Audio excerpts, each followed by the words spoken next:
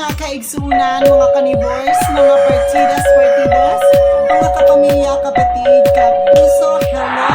So for today's video is we are going to have a mukbang, eat all you can, na kung saan mga KAIG-SOONAN is kakainin natin yung mga iba't ibang uri ng prutas na kundi available lang dito sa lugar na kinalakihan. So, shoutout ako sa birthplace ko ngayon is for the information of everybody. So, I'm here for today at all the Yahag St. Bernard's.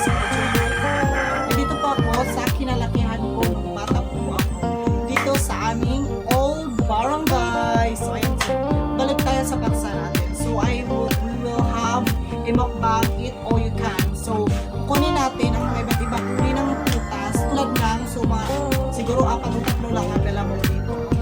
Santol, Dalandan or Sangkis, at saka Pinya. So, yan lang po ang 3 uri ng prutas ang pwede natin kakainin. Siguro bukas pa po yung buko kasi hindi naman pwedeng pagsabayin natin baka magkano na nun ng channel natin. So, ayun po. So, please sit back, relax, enjoy. At kung bago ka pa sa channel ko, Luzon, Visayas, Mindanao, subscribe na. Don't forget to like, share, and comment. And don't forget to hit the bell button para maging updated ka sa mga bago kong video na i-upload. So, ayun po. Hopefully, you will enjoy this video.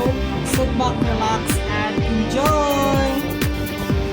Hi mga KAIG-SOONAN, mga carnivores, mga partidos, mga kapatid, kapamilya, kapuso, hello world! My name is Louie, please subscribe to my YouTube channel, Louie, Chavez.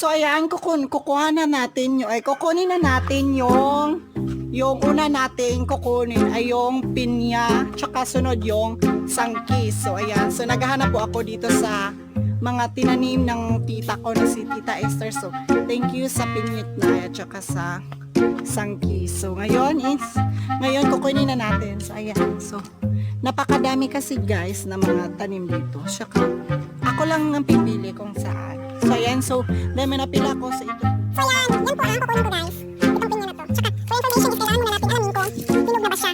So yan. So tamis na ni Oy.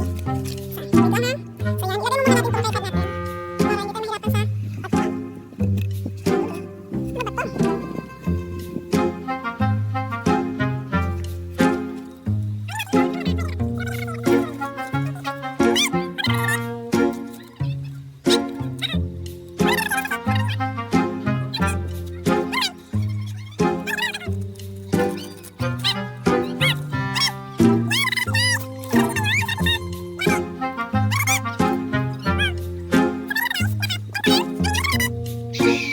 Kunan mo muna ako kasi wala pa yung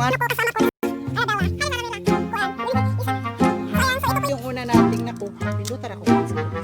Ha, may pindut.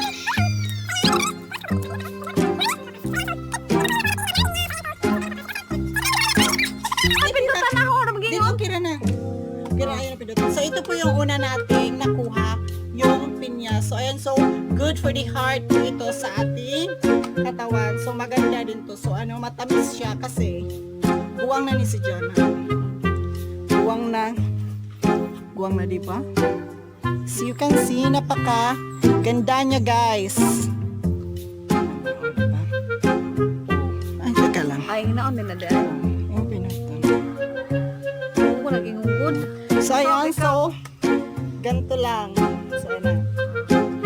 Ayan. So, pangalawa nating kukunin ay ang sangkis o dalandan. So, let's go!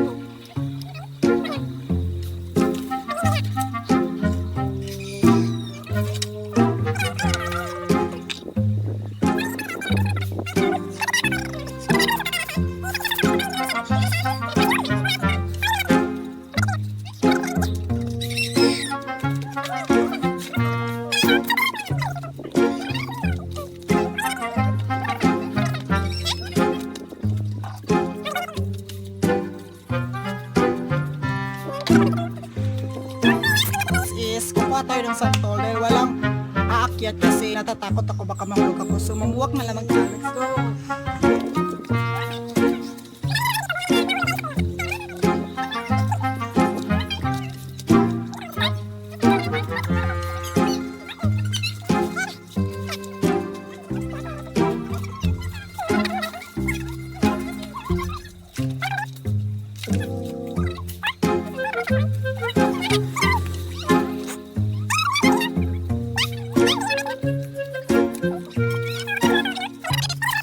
Pwede na siguro to yung meron akong dalawa tsaka meron akong nakuha dalawa. So, tama na siguro tong apat. Huwag po natin masyadong damihan ng pagkain kasi baka magagalit ang tiyan natin. So, ayan. So, ngayon is mag-start na tayo sa ating bagong mag. So, 1, 2, go by. So, ayan. Dahil ready na po yung mga imumukbang natin na mga prutas. Eh, ngayon is babalatan na natin yung una yung pinya. So, babalatan muna natin siya. So, diba? Napakasarap, guys. So, sa nakikita nyo pa lang. So, yan po ang pinya. Ito po yung santol. So, yan. Ito yung dalandan. So, yan. Yan po ang dalandan. So, yan. So, let's start. So, balatan na natin ito para makakain na tayo.